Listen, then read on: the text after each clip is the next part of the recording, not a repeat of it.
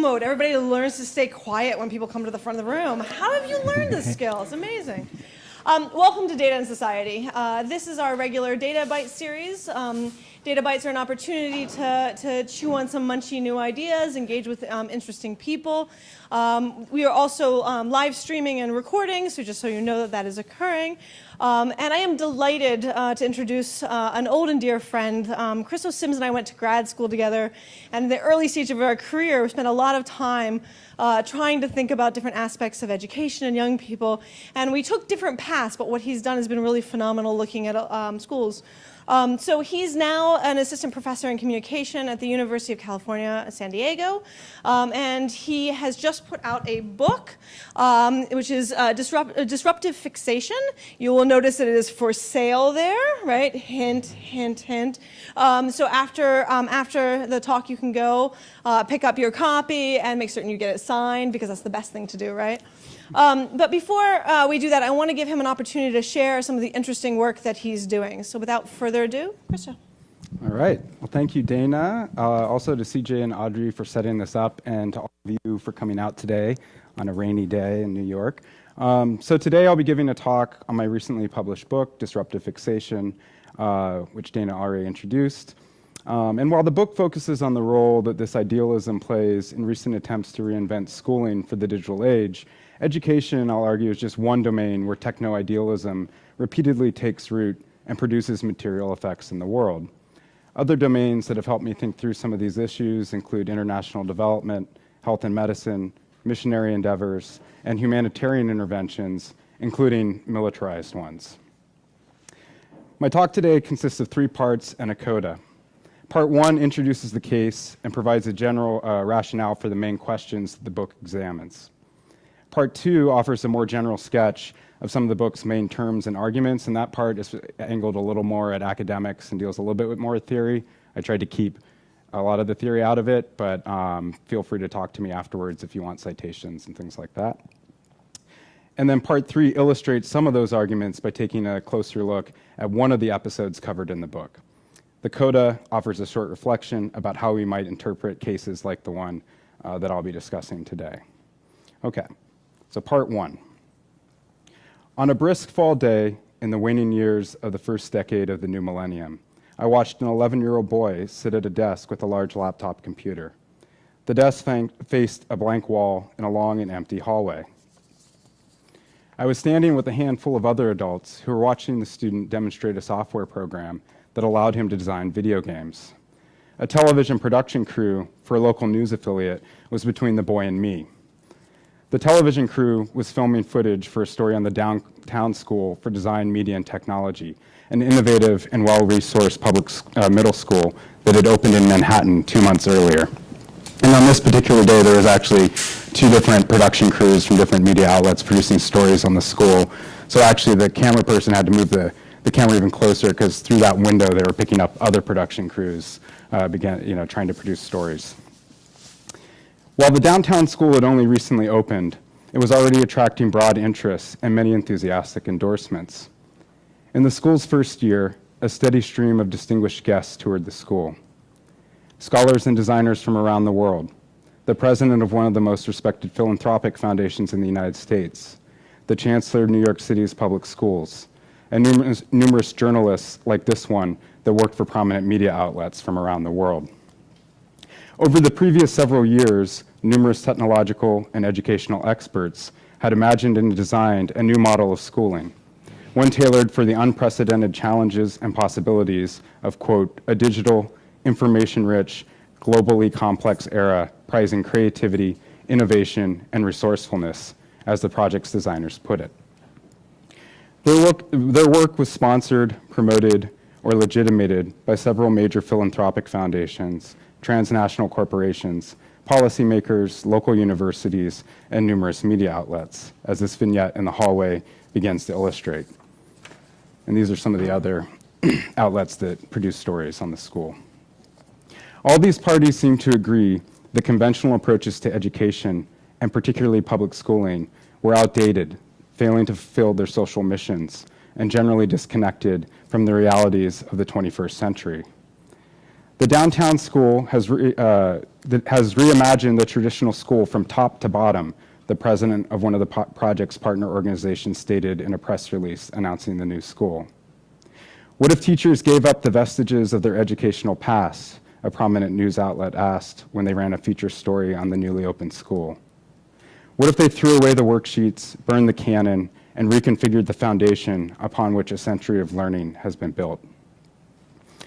According to the downtown school's designers and backers, their new school would connect the classroom to the world and meet students where they presumably lived their lives.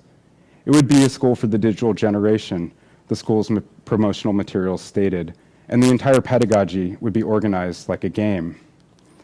Instead of the rote and boring activities that were common at conventional schools, students at the downtown school would spend their days actively and creatively working through complex challenges in designed game worlds. Rather than passively memorizing knowledge, students at the downtown school would learn to be creative makers, innovators, and designers of knowledge, technology, and culture. Instead of taking on the identity of obedient pupils, students at the downtown school would inhabit the identities of scientists, designers, inventors, code breakers, and the like. What is more, the new school would offer its services to young people from any background, thus equitably and engagingly preparing students for the increasingly interconnected and competitive world and job market of the 21st century. By the time I stopped fieldwork several years later, the downtown school had become much like the schools that it had been designed to replace, and it was helping to remake many of the very social divisions that it had been designed to mend. If we were familiar with the history of technology and education reform imaginaries and movements, these sorts of outcomes are not surprising. In 1922, Thomas Edison predicted that the motion picture would revolutionize schooling and supplant the textbook. In 1984, Seymour Papert, a prominent mathematician, computer scientist, and learning theorist from MIT, declared, "There won't be schools in the future. The computer will blow up the school." Similar proclamations even antecede the invention of electronic media. As the historian Paul Duguid has documented, in 1781, a prominent Anglican essayist declared, "The principal cause of establishing universities in an age when both books and instructors were scarce no longer subsists. Let them therefore be reformed and rendered really useful to the community, or let them be deserted."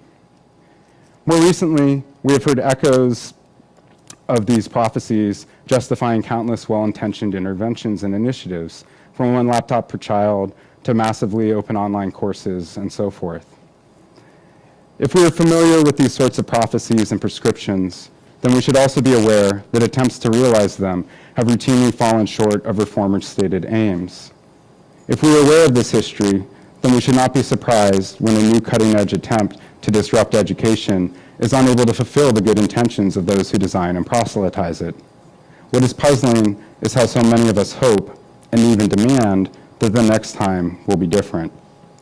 How is it, in other words, that technological idealism, while temporarily tarnished by recurring shortcomings and disappointments, does not take long to renew? Why does techno-philanthropism seem immune to the lessons of history?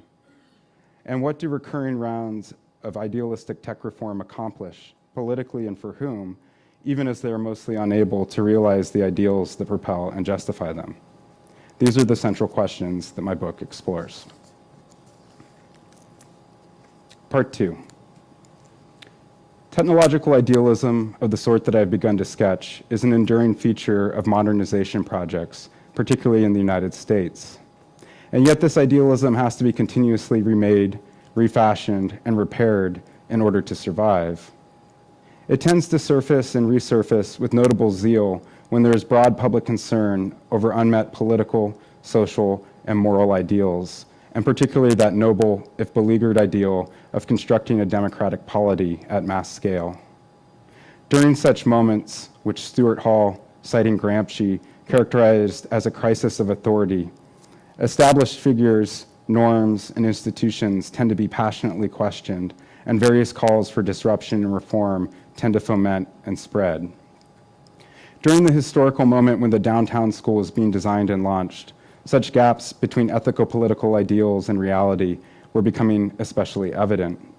Design for the downtown school began with 9/11 still fresh in the public's memory, two intractable wars in the Middle East, economic inequality at levels not seen since the 1920s, and rates of relative economic mobility falling behind those of many other wealthy countries.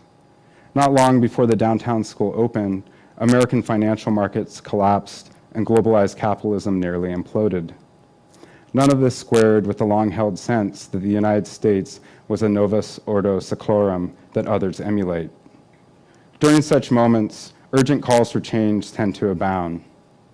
Some of these calls emerge from the bottom up, but many of the most influential come from those who already hold considerable power in society, which in our current moment tend to be people who have accomplished considerable success in the tech and finance industries, but which can also include maverick politicians, provocative pundits, religious leaders, and other charismatic figures.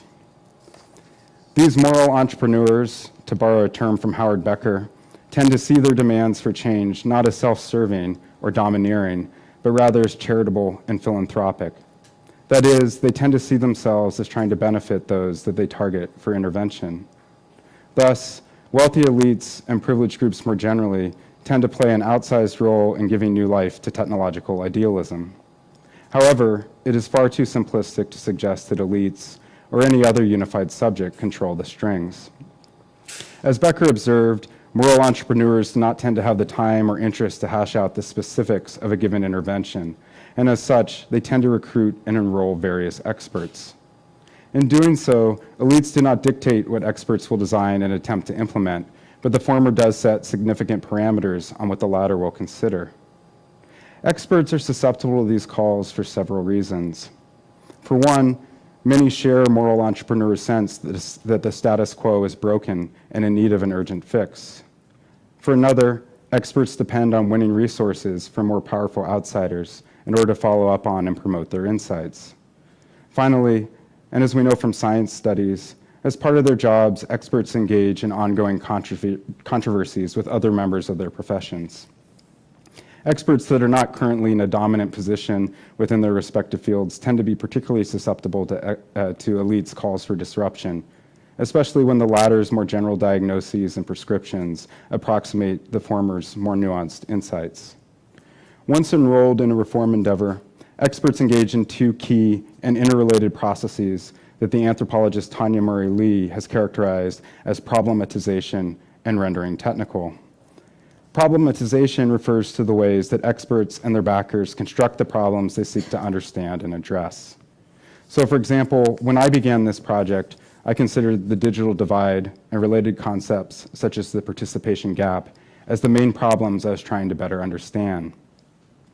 Many of the other experts that I met while working on this project also seem to share this version of problematization. Additionally, and importantly, the shortcomings of previous reform movements provide fodder for new rounds of problematization. So, for example, the founders of the downtown school regularly, and rightly in my opinion, problematize the increasing influence of high-stakes testing in American educational reforms of recent decades, which they often referred to simply sometimes as just the testing regime. Rendering technical refers to how experts imagine the worlds they target for intervention, as if those worlds are intelligible, manageable, and foreseeably fixable with the means they have available. So for example, the experts who designed the downtown school conceptualized both classrooms and virtual settings as learning environments that they could design, observe, manage, and connect to one another in order to optimize a beneficial and measurable outcome called learning. Problematization and rendering technical are intimately linked in that the fixes that experts have available shape how they construct problems, and the availability of new fixes engenders the construction of new problems. So for example, the problem of the digital divide is intimately tied to a newly available fix: provide equitable access to and training with digital tools and infrastructures. And both reference technical renderings of the world beyond the school, with concepts such as the information age, the digital age, the connected age, the new economy, recently the fourth industrial revolution is caught on, and so forth. While processes of problematization and rendering technical allow experts to design what they consider to be plausible and beneficent interventions, They also have the effect of occluding what cannot be easily measured and controlled with the means available, which, as we'll see, turns out to be a lot. As such, when a disruptive intervention is launched into the world, it is often assailed, or in the words of Michel Colon, overflown by numerous unanticipated actors and forces. And if it's helpful to think through kind of an extreme example, you can think of like the 2003 invasion of Iraq as an extreme example of kind of overflowing. Much of the book documents how fixations, in the sense of narrowness of view, that occur in processes of problematization and rendering technical are overflown once an intervention is put down in the world. This overflowing seriously destabilizes reformers' carefully crafted plans and prompts an urgent search for stabilizing resources. Ironically, many of the stabilizing resources that are readily available come from established versions of the institutions and professional communities that reformers aim to disrupt, a process that Paul DiMaggio and Walter Powell famously characterized as mimetic isomorphism. However, in a departure from DiMaggio and Powell, I argue that other stabilizing resources come from factions of elites in the local worlds targeted for intervention. Together, efforts to regain control in the face of overflowing tend to have the effect of remaking the status quo, and often in ways that consolidate rather than dissolve many inherited inequities. As a whole, the cyclical processes that I've been sketching translate political problems and struggles into technical ones, which is why the anthropologist James Ferguson famously characterized the international development industry as an anti-politics machine. They also have the effect of delegating, unfairly in my opinion, responsibility for fixing political, economic, social, and moral predicaments to well-intentioned reformers and technocrats, even though their interventions are not equipped to solve the underlying problems and issues. To underscore this last point, it can be helpful to take a quick, if sobering, look at the current tendency to translate America's political economic woes into educational, technological problems and solutions. As I'm sure this audience is aware, the tech industry is routinely held up as a paradigm of American ingenuity, the new economy, and even the future of work more generally. Simultaneously, educational institutions are routinely demanded to innovate so as to prepare all people for the new and coming reality. What such diagnoses and prescriptions distort and occlude, however, is a clear-eyed reckoning with inequality in the United States, let alone the world. Contrary to the impression given by many who call for educational disruptions, according to the Bureau of Labor Statistics, computing and information technology jobs make up a minuscule portion of the employed labor force, currently around 2.6%. What is more, and again contrary to the claims made by many, computing and information technology jobs are not even well represented amongst the occupations that are expected to experience the most job growth in the years ahead. Instead, the vast majority of new jobs are anticipated to be in relatively low-paying fields, such as personal care aides, food preparation and service workers, and customer service representatives. Only 7 of the 30 occupations that are expected to experience the most job growth by 2024 currently require a bachelor's degree or higher. In other words, even if cutting-edge educational interventions were magnificently successful, and in ways that their predecessors were not, they would do little to address many of the political and economic problems that underlie various calls for educational disruption. At best, they could help level the playing field, a worthy goal, but one that leaves wide social class divisions, as well as their highly competitive and divisive pressures, safely intact. Oh, there's a slide missing. Part 3. That's all it said on the slide, was just part 3. So, to illustrate how a disruptive intervention simultaneously depoliticizes, as it often helps entrench the status quo, it is helpful to take a detailed look at one particular instance of overflowing. As a reminder, overflowing occurs in expert-planned interventions because processes of problematization and rendering technical occlude much of what reformers will encounter when they materially intervene into local worlds. Ethnographers, I should add, engage in these processes as well, and as such, they enter the field with their own variants of fixation. When I began this project, I designed my research with a personal and political concern for how some of the most enduring axes of inequity, namely those rooted in social class, race, and gender, were being remade or overcome today. I was inspired by classic ethnographic studies that directed attention to how seemingly structural inequities nevertheless had to be remade in situ and across generations. These works argued, convincingly in my opinion, that the different peer cultures that young people participate in by way of going to school mediate processes of social and cultural reproduction. My goal, as I initially saw it, was to better understand how these processes worked in the digital age. With such ideas in mind, I began fieldwork hanging out with the students who made up the downtown school's first class of sixth graders. They were an uncommonly diverse cohort, economically and ethnically, for a New York City public school. About half the students had highly educated parents who worked as professionals, mostly in the culture industries, and lived in upscale bohemian neighborhoods in the lower half of Manhattan. Nearly all of these students were classified as white or Asian American by the Department of Education. Contrasting sharply with these students were students that inhabited far less advantageous social class conditions and that were classified by the DOE as Hispanic or Black. Many of these students, or approximately 40% of the overall student body, qualified for free or reduced price lunch. Finally, the downtown school attracted boys to girls at a ratio of 3:2, an early indication that the school's cutting-edge model might include inherited but unexamined cultural biases. For months, I hung out with these students in and around the school, and I wrote countless pages of field notes on phenomena as eclectic as the importance of gifting and receiving animal-shaped silly band bracelets, self-representational photos on Facebook, and the economy of sharing food, notably pomegranate seeds, during lunch. I was, if you will, fixated on understanding the practices of the students' peer cultures and the roles of new media technologies therein. But prior to entering the field, more experienced ethnographers had also advised me to pay attention to actors and forces that I had not anticipated when I was designing my project. Some of those unanticipated actors were the journalists mentioned earlier. Others were cadres of parents, particularly of the more privileged students, who often dropped by the school for seemingly innocuous purposes, such as dropping off their child's lunch, volunteering for open houses, field trips, and showcases, picking up their kids at the end of the day, and so forth. Given my initial research fixations, I did not anticipate that these parents might play a key role in shaping what happened inside the school.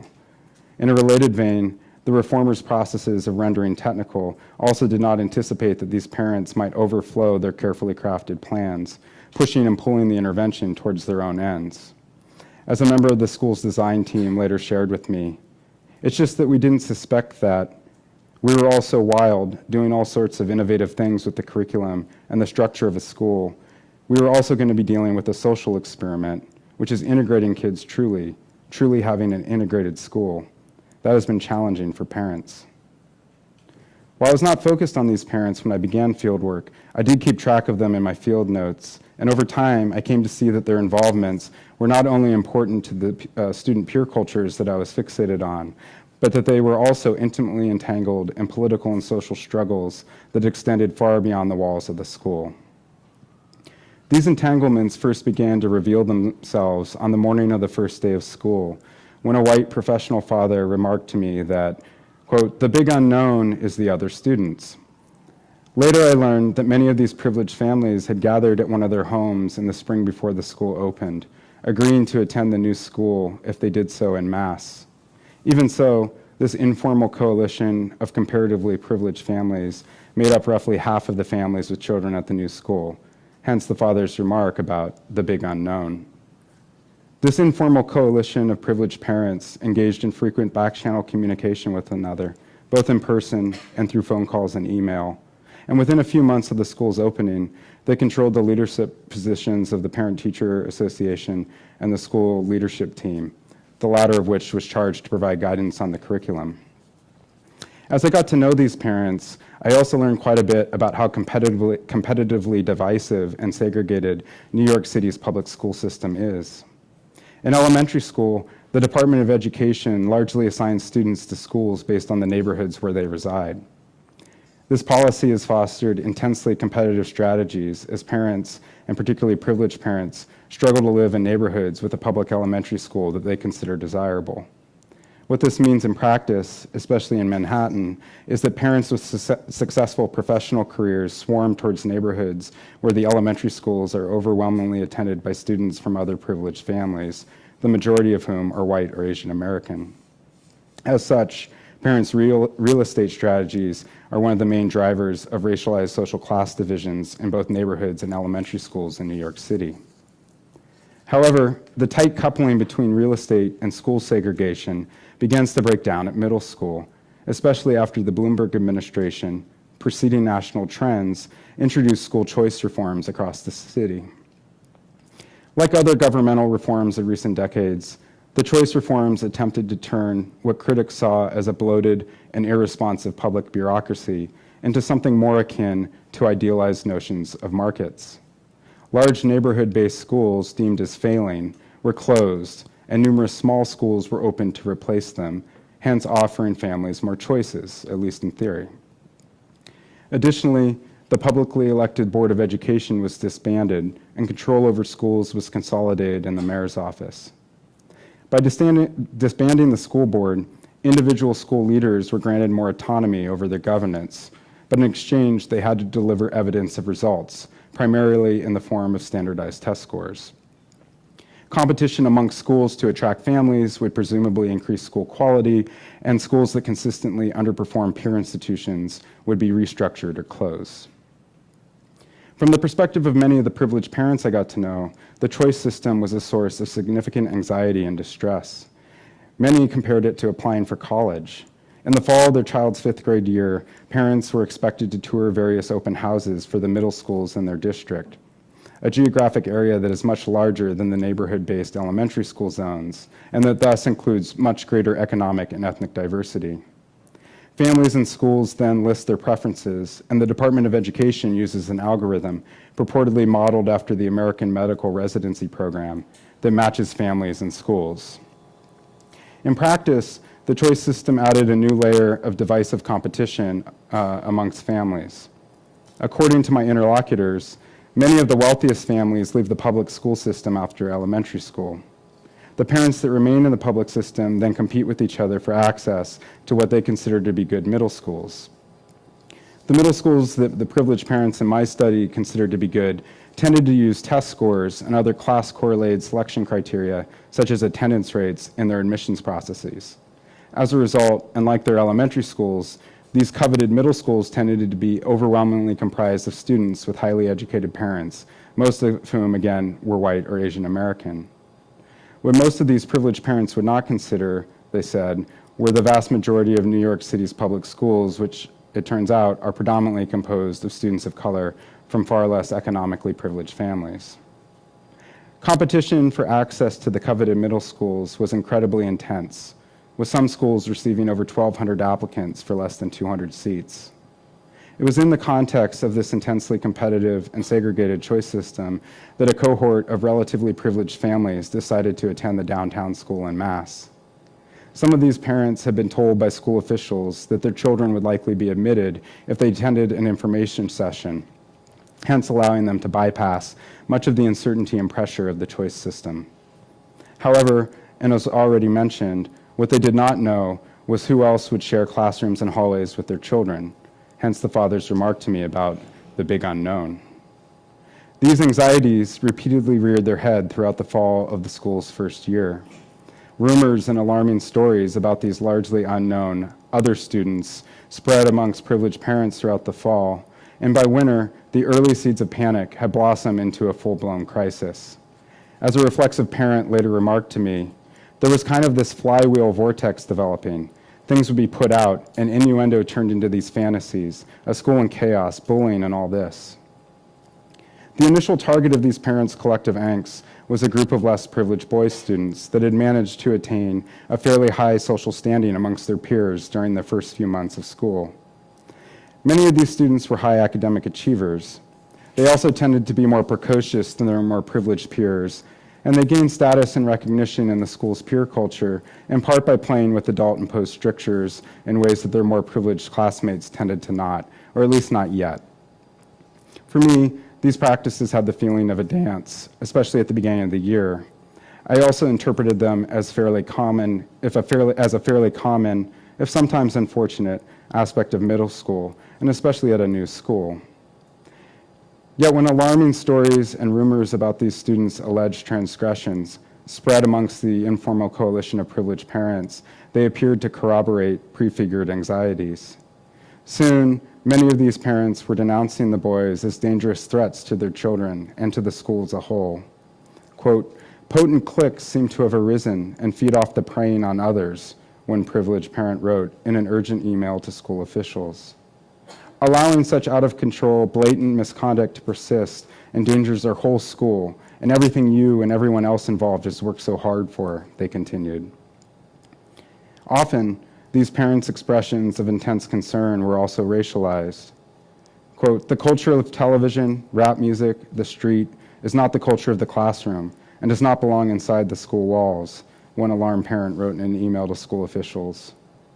"This behavior spreads horizontally and infects others," noted another privileged parent during a PTA meeting. "It's transmitted from generation to generation and from person to person," they said.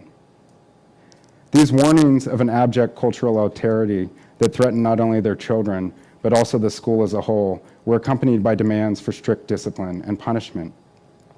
"Zero tolerance should be our policy, and real punishment must be our credo," a parent wrote to school officials. "We're all behind you cracking the whip," another privileged parent urged during a PTA meeting, before pausing for a moment, perhaps recalling that the school's pedagogic model celebrated games and play. "It's not fun," the parent continued, "and it's not about learning, but it affects learning." At first, educators and school officials tried to resist these parental diagnoses and demands, and several mentioned to me that they thought many of the parents' statements were racist.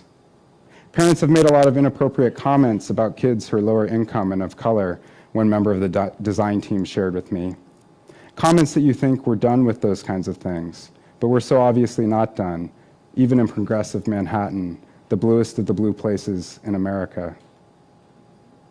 Despite these insights and attempts at resistance, when a sizable collection of privileged parents threatened to leave the school en masse, school leaders finally capitulated.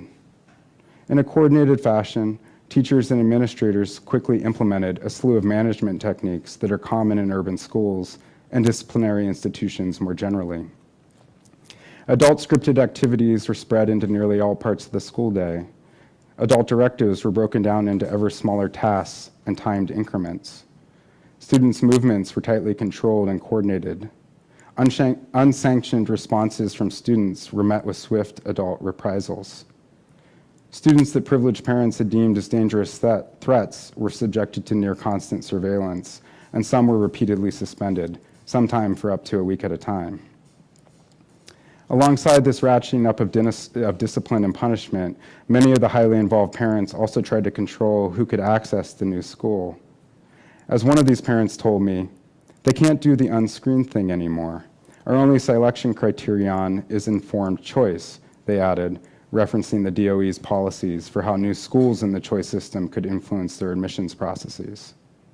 "What we think would make sense, the parents who've been involved in the discussions about this," they continued, "is that you define informed in a particular way so that you're getting kids who are a good fit with the school."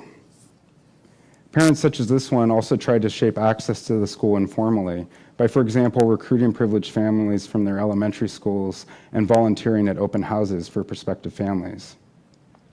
"I did all these open houses," a privileged parent told me, "and at every open house I said to people, just think about whether this is a good fit for your child. It's game-based learning. These are not your mother's genes. This is a totally different way of being in school.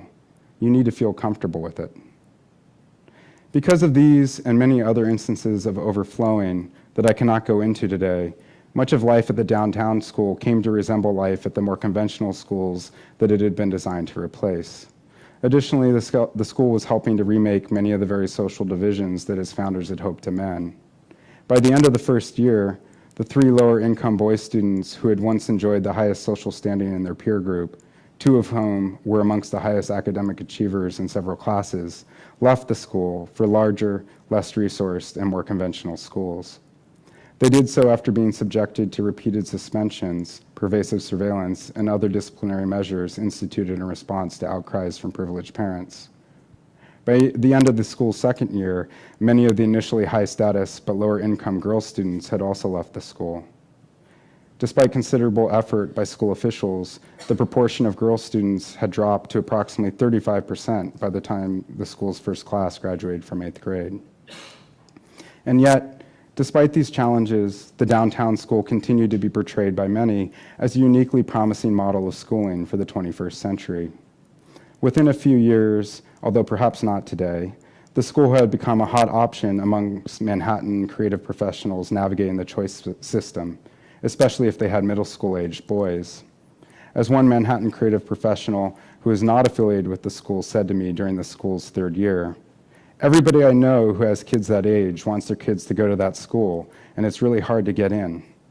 As we chatted, she suggested that some families were even moving into the district just so their kids would have a chance to attend.